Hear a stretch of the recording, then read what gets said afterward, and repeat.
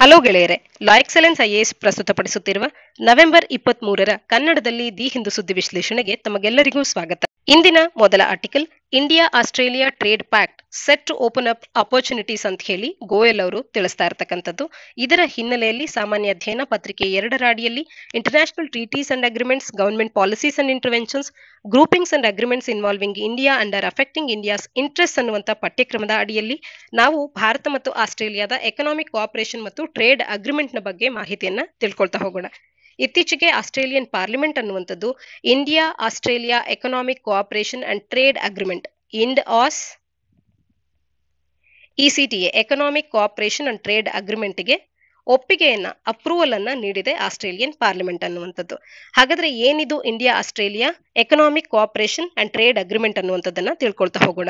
ಇದು ಮೊದಲ FTA ಆಗಿದೆ, ಫ್ರೀ ಟ್ರೇಡ್ ಅಗ್ರಿಮೆಂಟ್ ಆಗಿದೆ. ದಟ್ ಇಂಡಿಯಾ ಅನ್ನುವಂಥದ್ದು ಯಾವುದೇ ಒಂದು ಮೇಜರ್ ಡೆವಲಪ್ಡ್ ಕಂಟ್ರಿಯೊಟ್ಟಿಗೆ ಕಳೆದ ಒಂದು ದಶಕದಲ್ಲಿ ಸಹಿ ಹಾಕಿರ್ತಕ್ಕಂಥದ್ದು. ಮೇಜರ್ ಡೆವಲಪ್ಡ್ ಕಂಟ್ರಿಯೊಟ್ಟಿಗೆ ಮಾಡ್ಕೊಂಡಿರ್ತಕ್ಕಂಥ ಫಸ್ಟ್ FTA ಆಗಿದೆ ಕಳೆದ ದಶಕದಲ್ಲಿ.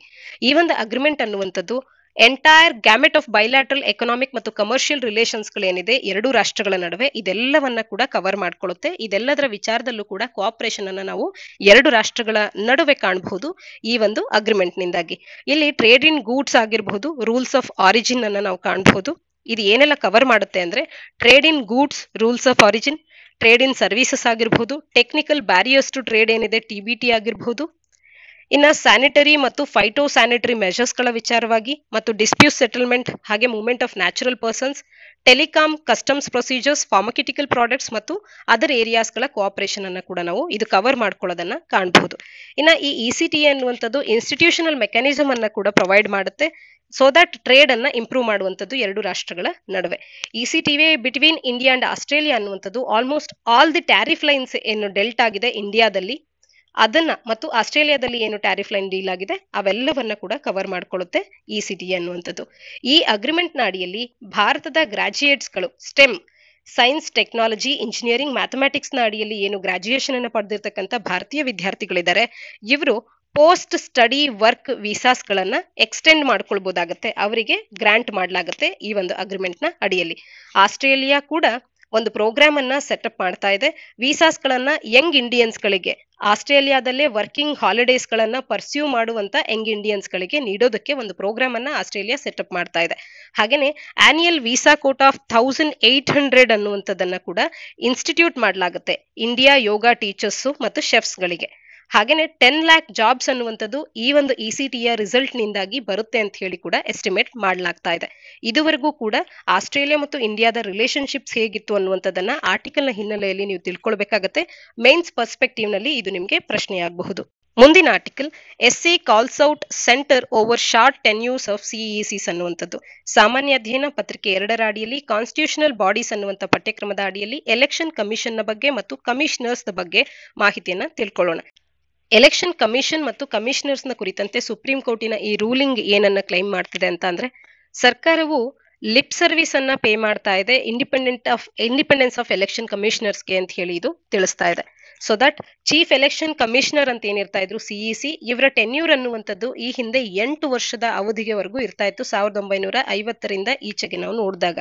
ಆದ್ರೆ 2004ರಿಂದ ಈಚೆಗೆ ನಾವು ನೋಡಿದ್ರೆ ಇದು ಕೇವಲ 300 ದಿನಗಳಿಗೆ ಸೀಮಿತಗೊಳ್ತಾ ಇದೆ. ಅಂದ್ರೆ ಚೀಫ್ ಎಲೆಕ್ಷನ್ ಕಮಿಷನರ್ ಅವರ ಅವಧಿ ಅನ್ನುವಂಥದ್ದು ಟೆನ್ಯೂರ್ ಅನ್ನುವಂಥದ್ದು ಕಡಿಮೆ ಆಗ್ತಾ ಇದೆ ಬರ್ತಾ ಅನ್ನುವಂಥದ್ದನ್ನ ಆರ್ಟಿಕಲ್ ನಮಗೆ ಇಲ್ಲಿ ಸುಪ್ರೀಂ ಕೋರ್ಟ್ ಅನ್ನುವಂಥದ್ದು ತಿಳಿಸ್ತಾ ಇರ್ತಕ್ಕಂಥದ್ದನ್ನ ನಾವು ಕಾಣಬಹುದು. ಆರ್ಟಿಕಲ್ ನ ಹಿನ್ನೆಲೆಯಲ್ಲಿ ಎಲೆಕ್ಷನ್ ಕಮಿಷನ್ ಆಫ್ ಇಂಡಿಯಾದ ಬಗ್ಗೆ ಮಾಹಿತಿನ ತಿಳ್ಕೊಳ್ಳೋದೇ ಆದ್ರೆ ಇದೊಂದು ಸ್ವಾಯತ್ತ ಮತ್ತು ಸಂವಿಧಾನದ ಒಂದು ಅಥಾರಿಟಿಯನ್ನ ಹೊಂದಿರತಕ್ಕಂಥ ಸಂಸ್ಥೆಯಾಗಿದ್ದು ಭಾರತದಲ್ಲಿ ಯೂನಿಯನ್ ಮತ್ತು ಸ್ಟೇಟ್ ಎಲೆಕ್ಷನ್ ಪ್ರೋಸೆಸಸ್ ಗಳನ್ನ ಇದು ಅಡ್ಮಿನಿಸ್ಟರ್ ಮಾಡುತ್ತೆ. ಇದನ್ನ ಜಾನ್ವರಿ 25, 1950ರಂದು ಪ್ರಾರಂಭ ಮಾಡಲಾಯಿತು. ಯಾವುದರ ಅಕಾರ್ಡಿಂಗ್ ನಲ್ಲಿ ಅಂದ್ರೆ ಸಂವಿಧಾನದ ಬದ್ಧವಾಗಿ. ಹಾಗಾಗಿ ಇದೊಂದು ಸಂವಿಧಾನಬದ್ಧ ಸಂಸ್ಥೆ, ಕಾನ್ಸ್ಟಿಟ್ಯೂಷನಲ್ ಬಾಡಿ ಆಗಿದ್ದು ಇಂಡಿಯನ್ ಕಾನ್ಸ್ಟಿಟ್ಯೂಷನ್ ಅಲ್ಲಿ ಇದರ ಕರ್ತವ್ಯಗಳ ಕುರಿತಂತೆ ಇದರ ಎಸ್ಟಾಬ್ಲಿಷ್ಮೆಂಟ್ ನ ಕುರಿತಂತೆ ಮಾಹಿತಿ ಇರೋದ್ರಿಂದಾಗಿ ಇದು ನಮಗೆ ಬಹು ಇಂಪಾರ್ಟೆಂಟ್ ಆದಂತ ಒಂದು ಸಂಸ್ಥೆ ಆಗುತ್ತೆ. ಯಾವುದೇ ಎಕ್ಸಾಮಿನೇಷನ್ ಪಾಯಿಂಟ್ ಆಫ್ ವ್ಯೂ ನಲ್ಲಿ ಮತ್ತು ನಮ್ಮ ಒಂದು ಹೈರಾರ್ಕಿ ಅಡಿಯಲ್ಲಿ ನಾವು ನೋಡಿದಾಗ ಕಾನ್ಸ್ಟಿಟ್ಯೂಷನಲ್ ಬಾಡೀಸ್ ಗಳಿಗೆ ಹೆಚ್ಚು ಮಹತ್ವ ಇರುತ್ತೆ, ನಂತರದಲ್ಲಿ ಸ್ಟ್ಯಾಟ್ಯುಟರಿ ಬಾಡೀಸ್ ಗಳಿರುತ್ತೆ, ಅದಾದ ನಂತರ ನಾನ್ ಸ್ಟ್ಯಾಟ್ಯುಟರಿ ನಾನ್ ಕಾನ್ಸ್ಟಿಟ್ಯೂಷನಲ್ ಬಾಡೀಸ್ ಗಳನ್ನ ಕಾಣಬಹುದು. ಇದರ ಸೆಕ್ರೆಟರಿಯೇಟ್ ಎಲ್ಲಿದೆ ಅಂತ ಅಂದ್ರೆ ನವದೆಹಲಿಯಲ್ಲಿದೆ ಅನ್ನುವಂಥದ್ದು ಕೂಡ ತಿಳಿದಿರ್ಲಿ. ಇಲ್ಲಿ ಕಾನ್ಸ್ಟಿಟ್ಯೂಷನಲ್ ಪ್ರಾವಿಷನ್ಸ್ ಗಳ ಕುರಿತು ಮಾತನಾಡೋದಾದ್ರೆ ಭಾರತ ಸಂವಿಧಾನದ 15ನೇ ಭಾಗದಲ್ಲಿ ನಾವು ಅಂಶಗಳನ್ನ ಕಾಣಬಹುದು ಈ ಎಲೆಕ್ಷನ್ ಕಮಿಷನ್ ಚುನಾವಣಾ ಆಯೋಗಕ್ಕೆ ಕುರಿತಂತೆ. ಆರ್ಟಿಕಲ್ 324 ನಿಂದ 329 ನ ಅಡಿಯಲ್ಲಿ ಇದು ಎಲೆಕ್ಷನ್ಸ್ ಮತ್ತು ಕಮಿಷನ್ ಒಂದನ್ನ ಎಸ್ಟಾಬ್ಲಿಷ್ ಮಾಡಿ ಅದು ಎಲೆಕ್ಷನ್ ಮ್ಯಾಟರ್ಸ್ ಗಳನ್ನ ಅಡ್ಮಿನಿಸ್ಟರ್ ಮಾಡೋದ್ರ ಬಗ್ಗೆ ಮಾತನಾಡುತ್ತೆ. ಇನ್ನ ಎಲೆಕ್ಷನ್ ಕಮಿಷನ್ ಆಫ್ ಇಂಡಿಯಾದ ಸ್ಟ್ರಕ್ಚರ್ ನ ಬಗ್ಗೆ ತಿಳ್ಕೊಳ್ಳೋದೇ ಆದ್ರೆ ಒರಿಜಿನಲಿ ಇಲ್ಲಿ ಕೇವಲ ಒಬ್ಬರು ಕಮಿಷನರ್ ಇರೋದ್ರ ಬಗ್ಗೆ ಸಂವಿಧಾನ ತಿಳಿಸಿತ್ತು. 1989ರಲ್ಲಿ ಎಲೆಕ್ಷನ್ ಕಮಿಷನರ್ ಅಮೆಂಡ್ಮೆಂಟ್ ಆಕ್ಟ್ ಅನ್ನ ತರೋ ಮುಖಾಂತರವಾಗಿ ಇದನ್ನ ಮಲ್ಟಿ ಮೆಂಬರ್ ಬಾಡಿಯನ್ನಾಗಿ ಮಾಡಲಾಯಿತು. ಎಲೆಕ್ಷನ್ ಕಮಿಷನ್ ಅನ್ನುವಂಥದ್ದು ಸಿಇಸಿ ಅಂದ್ರೆ ಚೀಫ್ ಎಲೆಕ್ಷನ್ ಕಮಿಷನರ್ ಮುಖ್ಯ ಚುನಾವಣಾಧಿಕಾರಿಯನ್ನ ಒಳಗೊಂಡಿರುತ್ತೆ. ಹಾಗೇನೆ such number of other election commissioners ಗಳನ್ನ ಕೂಡ president from time to time ಎಷ್ಟು ಜನರನ್ನ ಫಿಕ್ಸ್ ಮಾಡ್ತಾರೋ ಅಷ್ಟು ಅದರ್ ಎಲೆಕ್ಷನ್ ಕಮಿಷನರ್ಸ್ ಗಳನ್ನ ಹೊಂದಿರುತ್ತೆ ಅಂತ ಹೇಳಿ ತಿಳಿಸುತ್ತೆ. ಪ್ರೆಸೆಂಟ್ಲಿ ಒಬ್ಬ ಚೀಫ್ ಎಲೆಕ್ಷನ್ ಕಮಿಷನರ್ ಮತ್ತು ಇಬ್ಬರು ಎಲೆಕ್ಷನ್ ಕಮಿಷನರ್ಸ್ ಗಳನ್ನ ನಮ್ಮ ಚುನಾವಣಾ ಆಯೋಗದಲ್ಲಿ ಕಾಣಬಹುದಾಗತ್ತೆ. ಇನ್ನ ಇವರ ಅಪಾಯಿಂಟ್ಮೆಂಟ್ ಮತ್ತು ಟೆನ್ಯೂರ್ ನ ವಿಚಾರಕ್ಕೆ ಬಂದ್ರೆ ಪ್ರೆಸಿಡೆಂಟ್ ಅವರು ಇವರನ್ನ ಅಪಾಯಿಂಟ್ ಮಾಡ್ತಾರೆ. ಬೋತ್ ಮುಖ್ಯ ಚುನಾವಣಾ ಅಧಿಕಾರಿಗಳು ಮತ್ತು ಚುನಾವಣಾ ಅಧಿಕಾರಿಗಳು ಇವರು ಮೂವರನ್ನು ಕೂಡ ಪ್ರೆಸಿಡೆಂಟ್ ಅವರೇ ಅಪಾಯಿಂಟ್ ಮಾಡುವಂತದ್ದು. ಫಿಕ್ಸ್ಡ್ ಟೆನ್ಯೂರ್ ಆಫ್ 6 years ನವರೆಗೂ ಕೂಡ ಅವರಿಗೆ ಟೆನ್ಯೂರ್ ಇರುತ್ತೆ, ಅಥವಾ ಅವರಿಗೆ 65 ವರ್ಷ ವಯಸ್ಸಾಗುವವರೆಗೆ ಇವೆರಡರಲ್ಲಿ ಯಾವುದು ಬೇಗ ಆಗುತ್ತೋ ಅಲ್ಲಿವರೆಗೂ ಕೂಡ ಅವರ ಟೆನ್ಯೂರ್ ಅನ್ನ ನಾವು ಕಾಣಬಹುದಾಗತ್ತೆ. ಅವರ ಸೇಮ್ ಸ್ಟೇಟಸ್ ಅನ್ನ ಏನು ಸುಪ್ರೀಂ ಕೋರ್ಟಿನ ಜಡ್ಜ್ ಒಬ್ರು ಅನುಭವಿಸ್ತಾರೆ ಆ ರೀತಿಯ ಸ್ಟೇಟಸ್ ಅನ್ನ ಮತ್ತು ಸ್ಯಾಲರಿ ಅಂಡ್ ಪರ್ಕ್ಸ್ ಗಳು ಇವ್ರಿಗೂ ಕೂಡ ಅವೈಲಬಲ್ ಇರುತ್ತೆ. ಇನ್ನು ಅವರು ತಮ್ಮ ರೆಸಿಗ್ನೇಷನ್ ಅನ್ನ ಎನಿ ಟೈಮ್ ಅವರು before the expiry of the term ಅವರು ರೆಸಿಗ್ನೇಷನ್ ಅನ್ನ ನೀಡಬಹುದು ಅಥವಾ ಅವರನ್ನ ರಿಮೂವ್ ಕೂಡ ಮಾಡಬಹುದಾಗಿರುತ್ತೆ. ಸಿಇಸಿ ಅನ್ನ ಅವರ ಆಫೀಸ್ ನಿಂದ ಯಾವಾಗ ರಿಮೂವ್ ಮಾಡಬಹುದು ಅಂತ ಅಂದ್ರೆ ಪಾರ್ಲಿಮೆಂಟ್ ಯಾವ ರೀತಿಯಾಗಿ ಸುಪ್ರೀಂ ಕೋರ್ಟಿನ ಜಡ್ಜ್ ಒಬ್ಬರನ್ನ ರಿಮೂವ್ ಮಾಡಬಹುದೋ ಅದೇ ರೀತಿಯ ಸಿಮಿಲರ್ ಪವರ್ಸ್ ಗಳ ರೀತಿಯಲ್ಲಿ ಮಾತ್ರ ಪಾರ್ಲಿಮೆಂಟ್ ನ ಮುಖಾಂತರವಾಗಿ ಇವರು ಸಿಇಸಿ ಅವರನ್ನ ರಿಮೂವ್ ಮಾಡಬಹುದಾಗಿರುತ್ತೆ. ಇದಿಷ್ಟು ಇಸಿಯ ಕುರಿತಂತೆ ಮಾಹಿತಿ ನಮ್ಗಿರ್ಲಿ. ಸಿಇಸಿ ಅವರ ಟೆನ್ಯೂರ್ಸ್ ಗಳು ಇತ್ತೀಚೆಗೆ ಶಾರ್ಟ್ ಆಗ್ತಿರೋ ಕುರಿತಂತೆ ಸುಪ್ರೀಂ ಕೋರ್ಟ್ ಅನ್ನುವಂಥದ್ದು ತನ್ನ ರೂಲಿಂಗ್ ನಲ್ಲಿ ಈಗ ನಮ್ಮ ಗಮನಕ್ಕೆ ತಂದಿರುವಂತಹ ಹಿನ್ನೆಲೆಯಲ್ಲಿ ಇದನ್ನ ನಾವು ಚರ್ಚೆ ಮಾಡಿದಂಥದ್ದು. ಮುಂದಿನ ಆರ್ಟಿಕಲ್ ಅಟ್ ವರ್ಚುವಲ್ ರೋಜ್ಗಾರ್ ಮೇಳ Modi hands over 71,000 appointment letters ಅನ್ನುವಂಥದ್ದು. ಆರ್ಟಿಕಲ್ ನ ಹಿನ್ನೆಲೆಯಲ್ಲಿ ರೋಜ್ಗಾರ್ ಮೇಳ ಮತ್ತು ಕರ್ಮಯೋಗಿ ಪ್ರಾರಂಭ ಮಾಡ್ಯೂಲ್ ಅದರ ಬಗ್ಗೆ ಮಾಹಿತಿಯನ್ನು ತಿಳ್ಕೊಳ್ತಾ ಹೋಗೋಣ. ಸಾಮಾನ್ಯ ಅಧ್ಯಯನ ಪತ್ರಿಕೆ 2ರ ಅಡಿಯಲ್ಲಿ ಗವರ್ಮೆಂಟ್ ಪಾಲಿಸೀಸ್ ಅಂಡ್ ಇಂಟರ್ವೆನ್ಷನ್ಸ್, ಹಾಗೇನೆ employment, education, skill development, human resource ನ ಅಡಿಯಲ್ಲಿ ಕೂಡ ಇದನ್ನು ನಾವು ಓದ್ಕೊಳ್ಬಹುದಾಗುತ್ತೆ. ಮತ್ತು ಪ್ರಿಲಿಮ್ಸ್ ಪಾಯಿಂಟ್ ಆಫ್ ವ್ಯೂ ನಲ್ಲೂ ಕೂಡ ಇದು ನಮಗೆ ಇಂಪಾರ್ಟೆನ್ಸ್ ಅನ್ನ ಪಡ್ಕೊಳ್ಳುತ್ತೆ. ಗವರ್ಮೆಂಟಿನ ರೋಜ್ಗಾರ್ ಮೇಳ ಅಥವಾ ಎಂಪ್ಲಾಯ್ಮೆಂಟ್ ಫೇರ್ ನ ಭಾಗವಾಗಿ ಪ್ರಧಾನ ಮಂತ್ರಿ ಮೋದಿ ಅವರು 71,000 ಅಪಾಯಿಂಟ್ಮೆಂಟ್ ಲೆಟರ್ಸ್ ಗಳನ್ನ ವಿಡಿಯೋ ಕಾನ್ಫರೆನ್ಸಿಂಗ್ ನ ಮುಖಾಂತರವಾಗಿ ಹೊಸ ರೆಕ್ರೂಟ್ಮೆಂಟ್ ಗೆ ಅಂತ ಹೇಳಿ ನೀಡಿರ್ತಕ್ಕಂಥದ್ದು. ಪ್ರಧಾನ ಮಂತ್ರಿ ಮೋದಿ ಅವರು ಇದೇ ಸಂದರ್ಭದಲ್ಲಿ ಕರಂ ಯೋಗಿ ಪ್ರಾರಂಭ ಅನ್ನುವಂತ ಒಂದು ಸ್ಪೆಷಲ್ ಆನ್ಲೈನ್ ಓರಿಯೆಂಟೇಶನ್ ಕೋರ್ಸ್ ಅನ್ನ ಕೂಡ ನ್ಯೂ ಅಪಾಯಿಂಟೀಸ್ ಗಳಿಗಾಗಿ ಸರ್ಕಾರಿ ಇಲಾಖೆಗಳಲ್ಲಿ ತಂದಿರತಕ್ಕಂಥದ್ದನ್ನ ಕೂಡ ಇಲ್ಲಿ ಲಾಂಚ್ ಮಾಡಿದ್ದಾರೆ. ಕರಂ ಯೋಗಿ ಪ್ರಾರಂಭ ಅನ್ನುವಂಥದ್ದು. ಈ ಒಂದು ಪ್ಲಾಟ್ಫಾರ್ಮ್ ನ ಬಗ್ಗೆ ಕೂಡ ಮಾಹಿತಿ ತಿಳಿದಿರಬೇಕು. ಏನಿದು ಅಂತ ಕೇಳಿದಾಗ ಕರಂ ಯೋಗಿ ಪ್ರಾರಂಭ ಅನ್ನುವಂಥದ್ದು ಒಂದು ಆನ್ಲೈನ್ ಓರಿಯೆಂಟೇಶನ್ ಕೋರ್ಸ್ ಆಗಿದೆ. ಇದು ಒಂದು ಹೊಸದಾಗಿ ಅಪಾಯಿಂಟ್ ಮಾಡ್ಕೊಳ್ತಿರ್ತಕ್ಕಂಥ ಇವರಿಗೆ ಅಂತ ಹೇಳಿ ಸರ್ಕಾರಿ ಇಲಾಖೆಗಳಲ್ಲಿ ಇದನ್ನ ಲಾಂಚ್ ಮಾಡಿರ್ತಕ್ಕಂಥದ್ದನ್ನ ತಿಳ್ಕೊಳ್ಬಹುದು. ಹಾಗಾದ್ರೆ ರೋಜ್ಗಾರ್ ಮೇಳದ ಕುರಿತಂತೆ ಕೆಲವೊಂದು ಅಂಶಗಳನ್ನ ನಾವಿಲ್ಲಿ ಚರ್ಚೆ ಮಾಡೋದಾದ್ರೆ, ರೋಜ್ಗಾರ್ ಮೇಳ ಅನ್ನುವಂಥದ್ದು ಕೇಂದ್ರ ಸರ್ಕಾರದ ಒಂದು ಇನಿಷಿಯೇಟಿವ್ ಆಗಿದ್ದು ಎಂಪ್ಲಾಯ್ಮೆಂಟ್ ಆಪರ್ಚುನಿಟೀಸ್ ಗಳನ್ನ ಭಾರತದ ಯುವಕರಿಗೆ ಇದು ನೀಡುತ್ತೆ. ರೋಜ್ಗಾರ್ ಮೇಳ ಸ್ಕೀಮ್ ನ ಅಡಿಯಲ್ಲಿ 10 ಲಕ್ಷ ಕೆಲಸಗಳನ್ನ ಕ್ಯಾಂಡಿಡೇಟ್ಸ್ ಗಳು ಯಾರೆಲ್ಲ ಗ್ರೂಪ್ ಎ ಮತ್ತು ಗ್ರೂಪ್ ಬಿ ಗೆಜೆಟೆಡ್ ಪೋಸ್ಟ್ ಗಳಿಗೆ ಅಪ್ಲೈ ಮಾಡ್ತಾರೆ ಅವರಿಗೆ, ಮತ್ತು ಗ್ರೂಪ್ ಬಿ ನಾನ್ ಗೆಜೆಟೆಡ್ ಮತ್ತು group C non gazetted post ಗಳಿಗೂ ಕೂಡ ಇಲ್ಲಿ ನೀಡಲಾಗುವಂತದ್ದು ಈ ರೋಜ್ಗಾರ್ ಮೇಳ ಯೋಜನೆಯ ಅಡಿಯಲ್ಲಿ. Union ministry of home affairs MHA ಅನ್ನುವಂಥದ್ದು ಇಲ್ಲಿ ಸಿಗ್ನಿಫಿಕೆಂಟ್ ನಂಬರ್ ಆಫ್ ಪೋಸ್ಟ್ ಗಳನ್ನ various central armed police forces CAPF ನ ಅಡಿಯಲ್ಲಿ ಕೂಡ ಏನು ಪೋಸ್ಟ್ ಗಳನ್ನ ಫಿಲ್ ಮಾಡ್ಕೊಳ್ಬೇಕು ಇದರ ಸಿಗ್ನಿಫಿಕೆಂಟ್ ನಂಬರ್ಸ್ ಗಳನ್ನ ಕೂಡ MHA ಅನ್ನುವಂಥದ್ದು ಇಲ್ಲಿ ಫಿಲ್ ಮಾಡ್ಕೊಳ್ಳುತ್ತೆ ಈ ಒಂದು ರೋಜ್ಗಾರ್ ಮೇಳದ ಸಂದರ್ಭದಲ್ಲಿ. ಈ ರೆಕ್ರೂಟ್ಮೆಂಟ್ಸ್ ಗಳನ್ನ ಮಿಷನ್ ಮೋಡ್ ನಲ್ಲಿ ಮಾಡಲಾಗುತ್ತೆ ಮಿನಿಸ್ಟ್ರೀಸ್ ಮತ್ತು ಡಿಪಾರ್ಟ್ಮೆಂಟ್ಸ್ ಗಳ ಕಡೆಯಿಂದ. ಅಂದ್ರೆ ಐದರ್ ಅವರಾದ್ರೂ ಕೂಡ ರೆಕ್ರೂಟ್ ಮಾಡ್ಕೊಳ್ತಾರೆ ಅಥವಾ ರೆಕ್ರೂಟ್ಮೆಂಟ್ ಏಜೆನ್ಸೀಸ್ ಗಳಾದಂತ UPSC, SSC staff selection committee ಅಥವಾ ರೈಲ್ವೆ ರೆಕ್ರೂಟ್ಮೆಂಟ್ ಬೋರ್ಡ್ ನಂತ ಬೋರ್ಡ್ಸ್ ಗಳು ಈ ರೆಕ್ರೂಟ್ಮೆಂಟ್ಸ್ ಗಳನ್ನ ಮಾಡ್ಕೊಳ್ಳುತ್ತೆ. ಹಾಗಾದ್ರೆ ಆರ್ಟಿಕಲ್ ನ ಹಿನ್ನೆಲೆಯಲ್ಲಿ ಕರಂ ಯೋಗಿ ಪ್ರಾರಂಭ ಅನ್ನುವಂತ ಆನ್ಲೈನ್ ಕೋರ್ಸ್ ನ ಬಗ್ಗೆ ಕೂಡ ಮಾಹಿತಿಯನ್ನ ತಿಳ್ಕೊಳ್ಳೋಣ. ಕರಂ ಯೋಗಿ ಪ್ರಾರಂಭ ಅನ್ನುವಂತ ಒಂದು ಮಾಡೆಲ್ ಅನ್ನುವಂಥದ್ದು ಮಿಷನ್ ಕರ್ಮಯೋಗಿ ಈ ಒಂದು ಮಿಷನ್ ನ ಅಡಿಯಲ್ಲಿ ಒಂದು ಹೊಸದಾದಂತ ಇನಿಷಿಯೇಟಿವ್ ಆಗಿದೆ. National programme for civil services capacity building ಭಾರತದಲ್ಲಿರ್ತಕ್ಕಂಥ ಸಿವಿಲ್ ಸರ್ವಿಸಸ್ ಏನಿದೆ, ನಾಗರಿಕ ಸೇವೆಗಳೇನಿದೆ, ಇವರ ಒಂದು ಕೆಪಾಸಿಟಿಯನ್ನ ಬಿಲ್ಡ್ ಮಾಡ್ಲಿಕ್ಕೆ ಅಂತ ಹೇಳಿ ದೇಶದಾದ್ಯಂತ ಒಂದು ಸೇವೆಯನ್ನ ತರಲಾಗಿದೆ, ಅಂದ್ರೆ ಒಂದು ಯೋಜನೆಯನ್ನ ತರಲಾಗಿದೆ. ಅದೇ national programme for civil services capacity building ಅಂತ ಹೇಳಿ. ಇದರ ಅಡಿಯಲ್ಲಿ ಮಿಷನ್ ಕರ್ಮಯೋಗಿ, ಅದರಲ್ಲಿ ನಾವು ಕರ್ಮಯೋಗಿ ಪ್ರಾರಂಭ ಮಾಡ್ಯೂಲ್ ಅನ್ನುವಂತ ಒಂದು ಹೊಸ ಇನಿಷಿಯೇಟಿವ್ ಅನ್ನ ಕಾಣಬಹುದು. ಇದೊಂದು ಆನ್ಲೈನ್ ಓರಿಯಂಟೇಶನ್ ಕೋರ್ಸ್ ಆಗಿದೆ. ಎಲ್ಲ ಹೊಸದಾದಂತ ಅಪಾಯಿಂಟೀಸ್ ಗಳಿಗೆ, ಸರ್ಕಾರದ ವಿವಿಧ ಇಲಾಖೆಗಳಲ್ಲಿ ಕಾರ್ಯ ಮಾಡುವಂತವರಿಗೆ. ಇದು ಕೋಡ್ ಆಫ್ ಕಂಡಕ್ಟ್ ಯಾವ ರೀತಿ ಇರಬೇಕು ಸರ್ಕಾರಿ ನೌಕರರಲ್ಲಿ ಅನ್ನುವಂಥದ್ದನ್ನ ತಿಳಿಸುತ್ತೆ, ಮತ್ತು ಕೆಲಸದ ಜಾಗದಲ್ಲಿನ ಎಥಿಕ್ಸ್ ಯಾವ ರೀತಿ ಇರಬೇಕು ಮತ್ತು ಇಂಟಿಗ್ರಿಟಿಯನ್ನ ಕಾಪಾಡಿಕೊಳ್ಳೋದ್ರ ಕುರಿತಂತೆ ಇಲ್ಲಿ ಅಂಶಗಳನ್ನ ಕಾಣಬಹುದು. ಹ್ಯೂಮನ್ ರಿಸೋರ್ಸ್ ಪಾಲಿಸೀಸ್ ಗಳಾಗಿರ್ಬಹುದು ಮತ್ತು ಅವರಿಗಿರ್ತಕ್ಕಂಥ ಯಾವುದೇ ಬೆನಿಫಿಟ್ಸ್ ಅಂಡ್ ಅಲೋಯನ್ಸಸ್ ಏನಿದೆ ಇದೆಲ್ಲದರ ಕುರಿತಂತೆ ಮಾಹಿತಿಯನ್ನ ಇಲ್ಲಿ ನೀಡಲಾಗುತ್ತೆ. ಈ ಒಂದು ಯೋಜನೆಯ ಮೋಟಿವ್ ಅನ್ನುವಂಥದ್ದು ಏನು ಅಂದ್ರೆ, ಸಿವಿಲ್ ಸರ್ವಿಸಸ್ ನ ಎಸೆನ್ಸ್ ಏನಿದೆ ಅದನ್ನ with the people of the country ಇದನ್ನ ಕೀಪ್ ಅಪ್ ಮಾಡುವಂಥದ್ದು. ಇದು ಇಲ್ಲಿ ಮುಖ್ಯವಾಗಿರ್ತಕ್ಕಂಥ ಅಂಶ. ಆರ್ಟಿಕಲ್ ನ ಹಿನ್ನೆಲೆಯಲ್ಲಿ ನಾವು ಕರ್ಮಯೋಗಿ ಪ್ರಾರಂಭ ಅನ್ನುವಂತ ಒಂದು ಇನಿಷಿಯೇಟಿವ್ ಏನು ಅನ್ನುವಂಥದ್ದನ್ನ ತಿಳ್ಕೊಂಡಿರ್ಬೇಕು. ಮತ್ತು ವರ್ಚುವಲ್ ರೋಜ್ಗಾರ್ ಮೇಳವನ್ನ ನಡೆಸಿರ್ತಕ್ಕಂಥ ಹಿನ್ನೆಲೆಯಲ್ಲಿ ರೋಜ್ಗಾರ್ ಮೇಳ ಇದು ಏನೆಲ್ಲ ಕೆಲಸಗಳನ್ನ ಮಾಡುತ್ತೆ, ಯಾತಕ್ಕೆ ಇದು ಇಂಪಾರ್ಟೆನ್ಸ್ ಅನ್ನುವಂಥದ್ದನ್ನ ನಾವು ತಿಳ್ಕೊಳ್ಬೇಕಾಗತ್ತೆ. ಮುಂದಿನ article, Tamil Nadu gets it's first biodiversity heritage site ಅನ್ನುವಂಥದ್ದು ಸಾಮಾನ್ಯ ಅಧ್ಯಯನ ಪತ್ರಿಕೆ 3ರ ಅಡಿಯಲ್ಲಿ ಕನ್ಸರ್ವೇಷನ್ ಅನ್ನುವಂಥ ಪಠ್ಯಕ್ರಮದ ಅಡಿಯಲ್ಲಿ ಉಪಯೋಗ ಪಡ್ಕೊಳ್ಳುತ್ತೆ. ಹಾಗೆ ಪ್ರಿಲಿಮ್ಸ್ಗೂ ಕೂಡ ಇಂಪಾರ್ಟೆಂಟ್ ಆಗುವಂತ ಒಂದು ಆರ್ಟಿಕಲ್ ಆಗಿರುತ್ತೆ. ತಮಿಳುನಾಡು ಸರ್ಕಾರ ಅನ್ನುವಂಥದ್ದು ಒಂದು ನೋಟಿಫಿಕೇಶನ್ ಅನ್ನ ಇಶ್ಯೂ ಮಾಡಿದೆ. ತಮಿಳುನಾಡಿನ ಮಧುರೈ ಜಿಲ್ಲೆಯ ಮೇಲೂರ್ ಬ್ಲಾಕ್ ನಲ್ಲಿ, ಬ್ಲಾಕ್ ಅಂತಂದ್ರೆ ನಮ್ಮಲ್ಲಿ ತಾಲೂಕ್ ಅಂತ ಹೇಳಿ ಗುರುತಿಸುವಂತೆ ತಮಿಳುನಾಡಿನಲ್ಲಿ ಬ್ಲಾಕ್ ಅಂತ ಗುರುತಿಸ್ತಾರೆ. ಅಂದ್ರೆ ಮಧುರೈ ಜಿಲ್ಲೆಯ ಮೇಲೂರು ತಾಲೂಕಿನಲ್ಲಿ ಅರಿತ್ತಪತ್ತಿ ಅಂತ ಹೇಳಿ ಒಂದು ಪ್ರದೇಶ ಏನಿದೆ ಇದನ್ನ ಬಯೋಡೈವರ್ಸಿಟಿ ಹೆರಿಟೇಜ್ ಸೈಟ್ ಅನ್ನಾಗಿ ಗುರುತಿಸುವಂತದನ್ನ ನಾವಿಲ್ಲಿ ಕಾಣಬಹುದಾಗತ್ತೆ. ಅರಿತ್ತಪತ್ತಿಯನ್ನ ಬಯೋಡೈವರ್ಸಿಟಿ ಹೆರಿಟೇಜ್ ಸೈಟ್ ಅನ್ನಾಗಿ ಗುರುತಿಸುವಂತ ಒಂದು ನೋಟಿಫಿಕೇಶನ್ ಅನ್ನ ತಮಿಳುನಾಡು ಸರ್ಕಾರ ಹೊರತಂದಿರ್ತಕ್ಕಂಥದ್ದು. ಇದು ತಮಿಳುನಾಡಿನ ಮೊದಲ ಮತ್ತು ಭಾರತದ 35ನೇ ಬಯೋಡೈವರ್ಸಿಟಿ ಹೆರಿಟೇಜ್ ಸೈಟ್ ಆಗಿರ್ತಕ್ಕಂಥದ್ದು ನಮ್ಗೆ ತಿಳಿದಿರ್ಲಿ.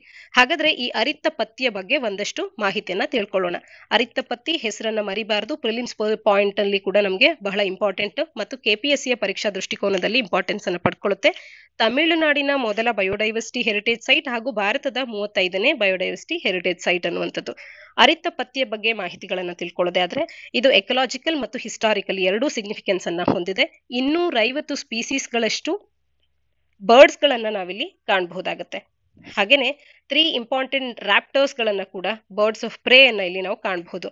ಒಂದು ಲಗ್ಗಾರ್ ಫಾಲ್ಕನ್, ಶಾಹೀನ್ ಫಾಲ್ಕನ್, ಬೋನೆಲಿಸ್ ಈಗಲ್ ಅನ್ನುವಂತ ಈ ಒಂದು ಬರ್ಡ್ ಸ್ಪೀಸೀಸ್ ಗಳನ್ನ ಕೂಡ ಇಲ್ಲಿ ನಾವು ಕಾಣಬಹುದಾಗತ್ತೆ. ಹಾಗೇನೆ ಇಂಡಿಯನ್ ಪ್ಯಾಂಗೋಲಿನ್, ಸ್ಲೆಂಡರ್ ಲೋರಿಸ್, ಪೈಥಾನ್ಸ್ ಈ ರೀತಿಯ ವೈಲ್ಡ್ ಲೈಫಿಗೂ ಕೂಡ ಇದು ಮನೆ ಆಗಿರ್ತಕ್ಕಂಥದ್ದು.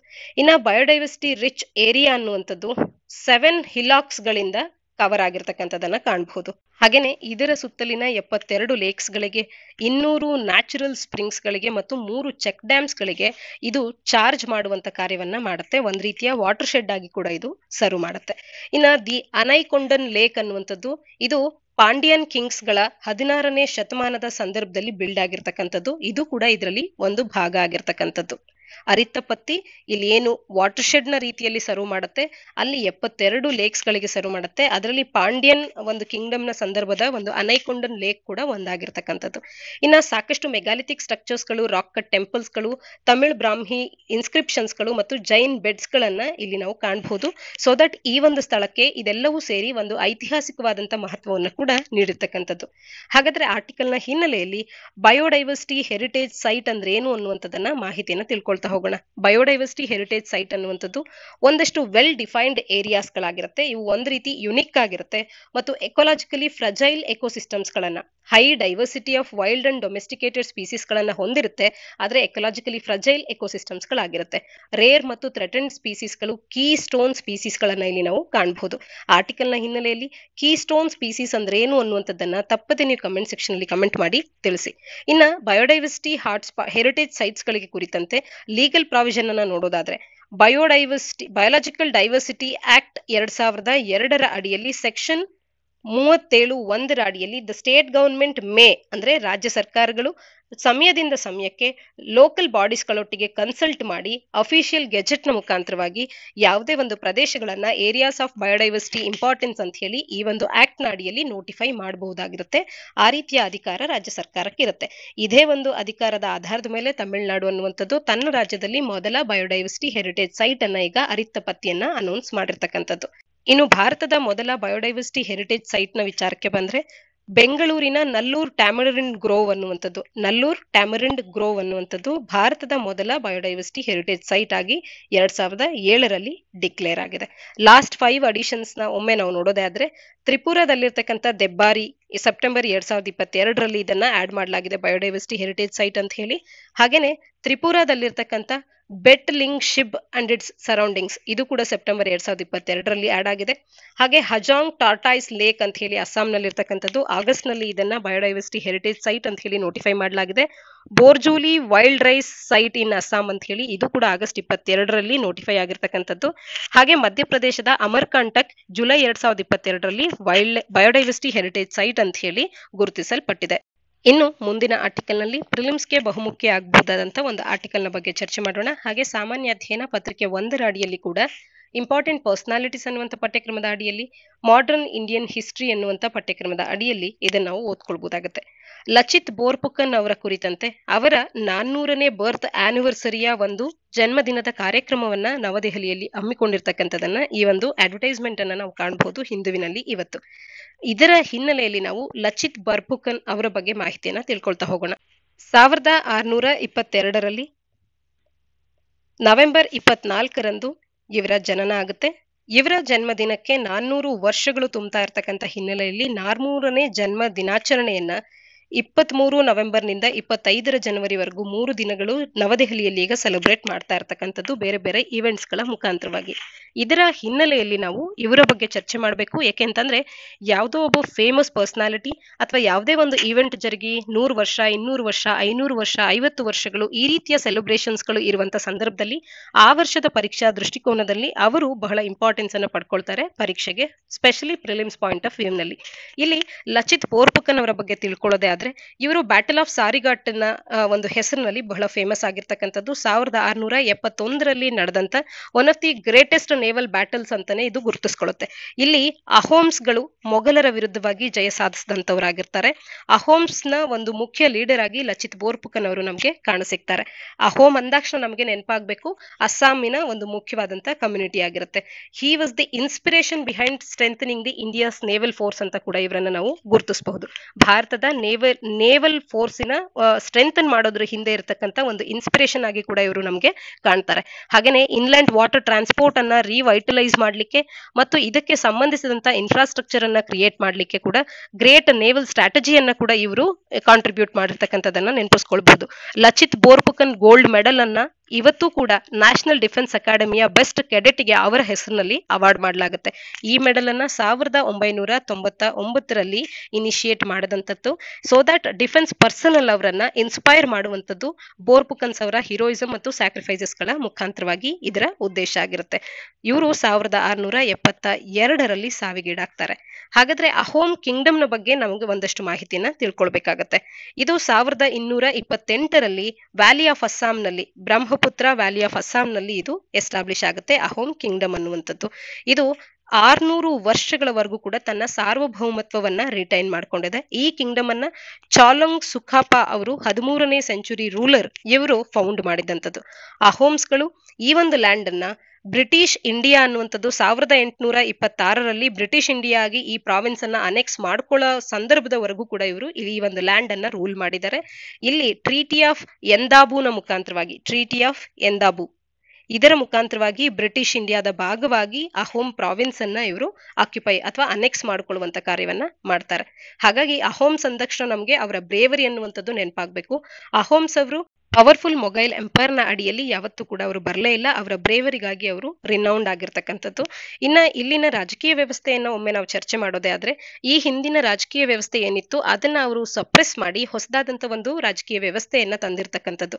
ಅಂದ್ರೆ ಅವರಕ್ಕೂ ಹಿಂದೆ ಲ್ಯಾಂಡ್ ಲಾರ್ಡ್ಸ್ ಗಳ ಬುಯ್ಯಾನ್ಸ್ ಅಂತ ಕರ್ಸ್ಕೊಳ್ಳುವಂತ ಒಂದು ಪೊಲಿಟಿಕಲ್ ಸಿಸ್ಟಮ್ ಇತ್ತು, ಅದನ್ನ ಇವರು ಸಪ್ರೆಸ್ ಮಾಡಿದಂಥದ್ದು. ಇನ್ನು ಈ ಅಹೋಮ್ ಕಿಂಗ್ಡಮ್ ನಲ್ಲಿ ಫೋರ್ಸ್ಡ್ ಲೇಬರ್ ಅನ್ನುವಂಥದ್ದು ಜಾರಿಯಲ್ಲಿತ್ತು. ಯಾರು ಫೋರ್ಸ್ಡ್ ಲೇಬರ್ ಆಗಿ ಕಾರ್ಯ ಮಾಡ್ತಿದ್ರು ಅವರನ್ನ ಪೈಕ್ಸ್ ಅಂತ ಕೂಡ ಕರೆಯಲಾಗ್ತಾ ಇತ್ತು. ಅಹೋಮ್ ಕಿಂಗ್ ಅವರು ಹಿಮ್ಸೆಲ್ಫ್ ಸ್ಟೇಟ್ ಫೋರ್ಸಸ್ ಗಳನ್ನ ವಾರ್ಸ್ ನ ಸಂದರ್ಭದಲ್ಲಿ ಲೀಡ್ ಮಾಡಿರ್ತಕ್ಕಂಥದ್ದು. ಇನ್ನ ಪೈಕ್ಸ್ ಅವರು main army of the state ಆಗಿ ಕೂಡ ಇರ್ತಾ ಇದ್ರು ಮಿಲಿಟರಿ ಸ್ಟ್ರಾಟಜಿಯ ವಿಚಾರಕ್ಕೆ ಬಂದ್ರೆ. ಒಟ್ಟಾರೆ ಅಹೋಮ್ ಕಿಂಗ್ಡಮ್ನ ಬಗ್ಗೆ ಮಾಹಿತಿ ಇರಲಿ ಮತ್ತು ಲಚಿತ್ ಬೋರ್ಪುಕನ್ನ ಬಗ್ಗೆ ಈ ವರ್ಷದ ಪರೀಕ್ಷಾ ದೃಷ್ಟಿಕೋನದಲ್ಲಿ ಕೆಪಿಎಸ್ಸಿ ಮತ್ತು ಯುಪಿಎಸ್ಸಿ ಎರಡೂ ಪಾಯಿಂಟ್ ಆಫ್ ವ್ಯೂ ನಲ್ಲಿ ನಾವು ಮಾಹಿತಿಯನ್ನು ತಿಳ್ಕೊಂಡಿದ್ರೆ ಒಳಿತು. ಮುಂದಿನ article RBI's concerns on slow deposit growth ಅನ್ನುವಂಥದ್ದು ಸಾಮಾನ್ಯ ಅಧ್ಯಯನ ಪತ್ರಿಕೆ 3ರ ಅಡಿಯಲ್ಲಿ banking sector and NBFCs growth and development ಅನ್ನುವಂಥ ಪಠ್ಯಕ್ರಮದ ಅಡಿಯಲ್ಲಿ ಓದ್ಕೊಳ್ಬಹುದಾಗುತ್ತೆ. ಭಾರತೀಯ ರಿಸರ್ವ್ ಬ್ಯಾಂಕ್ ಅನ್ನುವಂಥದ್ದು ಡೆಪಾಸಿಟ್ಸ್ಗಳಲ್ಲಿ ಭಾರತದಲ್ಲಿ ಏನು ಡೆಪಾಸಿಟ್ಸ್ಗಳಲ್ಲಿ ಗ್ರೋತ್ ಅನ್ನುವಂಥದ್ದು ಲ್ಯಾಗ್ ಆಗ್ತಾ ಇದೆ, ಅದ್ರ ಬಗ್ಗೆ ಕನ್ಸರ್ನ್ಸ್ ಗಳನ್ನ ವ್ಯಕ್ತಪಡಿಸಿದೆ. ಡೆಪಾಸಿಟ್ಸ್ ಗಳಲ್ಲಿ ಆಗ್ತಿರ್ತಕ್ಕಂಥ ಗ್ರೋತ್ ಲ್ಯಾಗ್ ನಿಂದಾಗಿ ಕ್ರೆಡಿಟ್ ಗ್ರೋತ್ಗೆ ಕೂಡ ಸಂಬಂಧ ಅನ್ನುವಂಥದ್ದು ಇದೆ, ಅದು ಕೂಡ ತೊಡಕಾಗ್ತಾ ಇದೆ. ಅಸೆಟ್ ಕ್ವಾಲಿಟಿ ಆಗಿರಬಹುದು, adoption of new age technology solutions ಗಳಿಗೂ ಕೂಡ ತೊಡಕಾಗುತ್ತೆ. ಇದೆಲ್ಲದರ ಹಿನ್ನೆಲೆಯಲ್ಲಿ ಇದರ ವಿಚಾರದಲ್ಲಿ ಕನ್ಸರ್ನ್ಸ್ ಗಳನ್ನ ವ್ಯಕ್ತಪಡಿಸ್ತಾ ಇದೆ ಸ್ಲೋ ಡೆಪಾಸಿಟ್ ಗ್ರೋತ್ ನ ವಿಚಾರಕ್ಕೆ ಭಾರತೀಯ ರಿಸರ್ವ್ ಬ್ಯಾಂಕ್. ಭಾರತೀಯ ರಿಸರ್ವ್ ಬ್ಯಾಂಕ್ ಅನ್ನುವಂಥದ್ದು ಭಾರತದ ಬ್ಯಾಂಕ್ಸ್ ಗಳ ಮೇಲೆ ಒಂದು ವಾಚ್ಫುಲ್ ಆಗಿ ಇದೆ. Why banks have been ask to remain watchful ಅನ್ನುವಂಥದ್ದನ್ನ ತಿಳ್ಕೊಳ್ಳೋದೇ ಆದ್ರೆ, ಫಾರ್ಮಿಡಬಲ್ ಗ್ಲೋಬಲ್ ಹೆಡ್ವಿಂಡ್ಸ್ ಗಳ ವಿಚಾರಕ್ಕೆ ಬಂದಾಗ ಆರ್ಬಿಐ ಅದಕ್ಕೆ ಸೆನ್ಸಿಟಿವ್ ಆಗಿದೆ. ಆದ್ರೂ ಕೂಡ RBI domestic macro economic outlook ನಲ್ಲಿ ರೆಸಿಲಿಯಂಟ್ ಅನ್ನುವಂತೆ ಬೆಸ್ಟ್ ಕ್ಯಾರೆಕ್ಟರೈಸ್ ಆಗಬಹುದಾಗುತ್ತೆ. ಪ್ರೆಸೆಂಟ್ ಗ್ಲೋಬಲ್ ಹೆಡ್ವಿಂಡ್ಸ್ ಗಳು ಯಾವ್ಯಾವು ಅಂತ ಅಂದ್ರೆ 3 ಸೋರ್ಸಸ್ ಗಳಿಂದ ಆಗ್ತಾ ಇದೆ. ಒಂದು, ಉಕ್ರೇನ್ ನಲ್ಲಿ ಆಗ್ತಿರ್ತಕ್ಕಂಥ ರಷ್ಯನ್ ಆಕ್ಷನ್ಸ್ ಗಳಿಂದಾಗಿ ಎನರ್ಜಿ ಸಪ್ಲೈಸ್ ಗಳು ಮತ್ತು ಅದರ ಪ್ರೈಸಸ್ ಗಳಲ್ಲಿ ತೊಡಕಾಗ್ತಾ ಇದೆ. ಎಕನಾಮಿಕ್ ಸ್ಲೋ ಡೌನ್ ಅನ್ನುವಂಥದ್ದು ಉಂಟಾಗ್ತಾ ಇದೆ. ಫ್ರೀಕ್ವೆಂಟ್ ಲಾಕ್ಡೌನ್ಸ್ ಗಳನ್ನ ಚೈನಾದಲ್ಲಿ ನಾವು ಕಾಣಬಹುದಾಗುತ್ತೆ ಝೀರೋ ಕೋವಿಡ್ ಪಾಲಿಸಿಯಿಂದಾಗಿ. ಮತ್ತು ಇನ್ಕ್ರೀಸ್ಡ್ ಕಾಸ್ಟ್ ಆಫ್ ಲಿವಿಂಗ್ ಅನ್ನುವಂಥದ್ದು ಇನ್ಫ್ಲೇಷನರಿ ಪ್ರೆಷರ್ಸ್ ಗಳಿಂದ ಇದು ಉಂಟಾಗ್ತಾ ಇದೆ. ಇವೆಲ್ಲವೂ ಕೂಡ 3 ಸೋರ್ಸಸ್ ಗಳಾಗ್ತಾ ಇದೆ ಗ್ಲೋಬಲ್ ಹೆಡ್ವಿಂಡ್ಸ್ ಗಳಿಗೆ ಮುಖ್ಯವಾಗಿ ಕಾರಣ ಆಗ್ತಿರ್ತಕ್ಕಂಥದ್ದು. ಹಾಗಾಗಿ ಅಕ್ರಾಸ್ ದಿ ಗ್ಲೋಬ್ ಏನೇ ಮಾನಿಟರಿ ಪಾಲಿಸೀಸ್ ಗಳು ಬಂದರೂ ಕೂಡ ಎಸ್ಪೆಷಲಿ ಅಡ್ವಾನ್ಸ್ಡ್ ಎಕಾನಮೀಸ್ ಗಳಲ್ಲೂ ಕೂಡ ಟೈಟನ್ ಆದಂತ ಮಾನಿಟರಿ ಪಾಲಿಸೀಸ್ ಗಳನ್ನ ಕಾಣ್ತಾ ಇದ್ದಾವೆ. ಇದರಿಂದಾಗಿ ಫಿನಾನ್ಷಿಯಲ್ ಸ್ಟೆಬಿಲಿಟಿ ರಿಸ್ಕ್ ಅನ್ನುವಂಥದ್ದು ಎಮರ್ಜ್ ಆಗ್ತಾ ಇದೆ ಎಮರ್ಜಿಂಗ್ ಮತ್ತು ಡೆವಲಪಿಂಗ್ ಕಂಟ್ರೀಸ್ ಗಳಲ್ಲಿ. ಹಾಗಾದ್ರೆ ಡೆಪಾಸಿಟ್ ಮತ್ತು ಕ್ರೆಡಿಟ್ ಗ್ರೋತ್ ಅಂದ್ರೆ ಏನು ಅನ್ನುವಂಥದ್ದನ್ನ ತಿಳ್ಕೊಳ್ಳೋಣ. ಬ್ಯಾಂಕುಗಳು ಕ್ರೆಡಿಟ್ ಡಿಸ್ಬರ್ಸಿಂಗ್ ಬ್ಯಾಂಡ್ ವಿಡ್ತ್ ಏನಿರುತ್ತೆ ಇದನ್ನ ಇನ್ ಹೌಸ್ ರಿಸರ್ವ್ಸ್ ಗಳ ಮುಖಾಂತರವಾಗಿ ಡಿಟರ್ಮೈನ್ ಮಾಡ್ತವೆ. More importantly demand for credit ಅನ್ನುವಂಥದ್ದು ಯಾವಾಗ ಇನ್ಕ್ರೀಸ್ ಆಗುತ್ತೆ ಅಂತ ಅಂದ್ರೆ ಗ್ರೇಟರ್ ಎಕನಾಮಿಕ್ ಆಕ್ಟಿವಿಟಿ ಆಗುವಾಗ ಕ್ರೆಡಿಟಿನ ಡಿಮ್ಯಾಂಡ್ ಕೂಡ ಹೆಚ್ಚಾಗ್ತಾ ಹೋಗುತ್ತೆ. ಆದ್ರೆ ಆರ್ಬಿಐನ ಪ್ರಕಾರ ಕ್ರೆಡಿಟ್ ಡಿಮ್ಯಾಂಡ್ ಡೊಮೆಸ್ಟಿಕಲಿ ಅನ್ನುವಂಥದ್ದು ಅನ್ಈವನ್ ಪ್ರೊಫೈಲ್ ಆಗಿ ಇದೆ ಇವತ್ತಿನ ಒಂದು ಪ್ರೆಸೆಂಟ್ ಸಿನಾರಿಯೋದಲ್ಲಿ. ಅರ್ಬನ್ ಡಿಮ್ಯಾಂಡ್ ಅನ್ನುವಂಥದ್ದು ರೋಬೋಸ್ಟ್ ಆಗಿದೆ, ರೂರಲ್ ಡಿಮ್ಯಾಂಡ್ ಅನ್ನುವಂಥದ್ದು ಆಲ್ಮೋಸ್ಟ್ ಮ್ಯೂಟ್ ಆಗಿದೆ. ಸೊ ದಟ್ ಸಮ್ ಸ್ಟ್ರೆಂತ್ ಅನ್ನ ಇತ್ತೀಚೆಗೆ ಅದು ಅಕ್ವೈರ್ ಮಾಡ್ಕೊಳ್ಳೋದಕ್ಕೆ ಇನ್ನು ಈಗಷ್ಟೇ ಶುರು ಮಾಡಿದೆ. ರೂರಲ್ ಡಿಮ್ಯಾಂಡ್ ಆಲ್ಮೋಸ್ಟ್ ಮ್ಯೂಟ್ ಆಗಿ ಈಗಷ್ಟೇ ಅದಕ್ಕೆ ಒಂದಷ್ಟು ಡಿಮ್ಯಾಂಡ್ ಬರ್ತಿದೆ. ಅರ್ಬನ್ ಡಿಮ್ಯಾಂಡ್ ಅನ್ನುವಂಥದ್ದು ರೋಬೋಸ್ಟ್ ಆಗಿರ್ತಕ್ಕಂಥದ್ದು. ಇನ್ನ ಕಮರ್ಷಿಯಲ್ ಬ್ಯಾಂಕ್ ಕ್ರೆಡಿಟ್ ಗ್ರೋತ್ ಅನ್ನುವಂಥದ್ದು ಸರ್ಜ್ ಆಗ್ತಾ ಇದೆ. ಇದು ಸರ್ವಿಸಸ್ ಗಳಿಂದ, ಪರ್ಸನಲ್ ಲೋನ್ಸ್ ಗಳಿಂದ, ಅಗ್ರಿಕಲ್ಚರ್ ಮತ್ತು ಇಂಡಸ್ಟ್ರಿಯಿಂದ ಈ ಒಂದು ಆರ್ಡರ್ ನಲ್ಲಿ ಕಮರ್ಷಿಯಲ್ ಬ್ಯಾಂಕಿನ ಕ್ರೆಡಿಟ್ ಗ್ರೋತ್ ಅನ್ನುವಂಥದ್ದು ಸರ್ಜ್ ಆಗ್ತಾ ಇದೆ. ಇನ್ನ ಕ್ರಿಸಿಲ್ ತಿಳಿಸೋ ಪ್ರಕಾರ ಕೇವಲ ಡೆಪಾಸಿಟ್ ಗ್ರೋತ್ ಅನ್ನುವಂಥದ್ದು ಮೆಟೀರಿಯಲಿ ಫಾಲ್ ಆಗ್ತಾ ಇಲ್ಲ, ಬದಲಾಗಿ ಕ್ರೆಡಿಟ್ ಗ್ರೋತ್ ಕೂಡ ಕಳೆದ ಕೆಲವಷ್ಟು ಕ್ವಾರ್ಟರ್ಸ್ ಗಳಲ್ಲಿ ಇದು ಕೂಡ ರೈಸನ್ ಆಗ್ತಾ ಇದೆ. ಅಂದ್ರೆ ಇದು ಕನ್ಸರ್ನ್ ಆಗೋದಕ್ಕೆ ಒಂದು ಮುಖ್ಯ ಕಾರಣ ಅನ್ನುವಂಥದ್ದನ್ನ ಇದು ತಿಳಿಸ್ತಾ ಹೋಗುತ್ತೆ. ಹಾಗಾದ್ರೆ ಬ್ಯಾಂಕಿನ ಅಸೆಟ್ ಕ್ವಾಲಿಟಿ ಯಾವ ರೀತಿ ಇದೆ ಅಂತ ಅಂದ್ರೆ gross NPS gross non performing assets ಗಳು ಕನ್ಸಿಸ್ಟೆಂಟ್ಲಿ ಡಿಕ್ಲೈನ್ ಆಗ್ತಾ ಇದೆ. ನೆಟ್ NPS ಅನ್ನುವಂಥದ್ದು sliding down to 1% of the total assets.